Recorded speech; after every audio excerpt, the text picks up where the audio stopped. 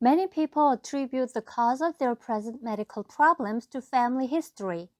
When this concept is applied to the analysis of psychology, the cause of the present psychological problem is attributed to the original family or the growth process.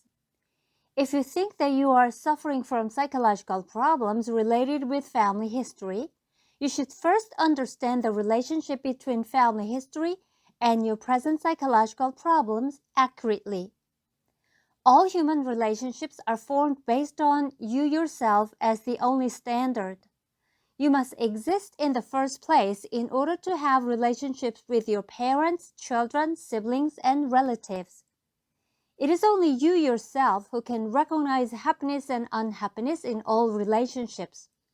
Attributing the cause of your happiness or unhappiness to family history is the same as attributing the cause of your problems to other people, in the sense that you look for the cause of your psychological condition in external factors. This concept also results in the idea that you cannot but be unhappy or have psychological problems when you grow up in an unhappy family. On the other hand, when you attribute your happiness and unhappiness to yourself, it results in the idea that you are the active agent who can make both yourself and your family happy. Many people attribute their unhappiness to family history, but not many people think that they can make the whole family happy by making themselves happy people first. Also, it is most common for people to think that others must change in order for them to become happy, rather than thinking that they themselves must change for their own happiness. When you have psychological problems, you must treat your psychological ones and restore healthy psychology, instead of trying to look for the cause in family history or change other family members. When you change yourself to become a happy person, you can change your family history to a happy one.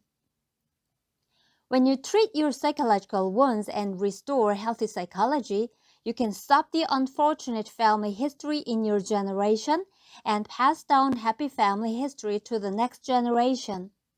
You cannot change the facts of unhappy past, but you can break away from the present stress and wounds and restore healthy psychology.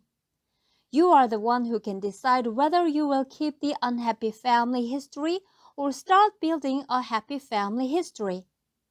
To build a happy family history, you must make efforts to change yourself into a happy person without avoiding the issue and blaming family history or other people.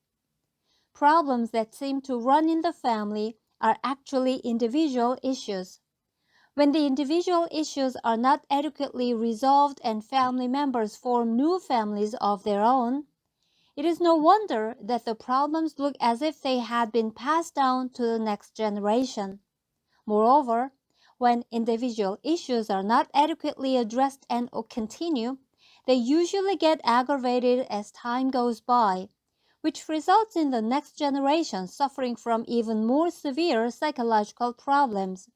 Then, people may give up on happiness and even sever their family relationship.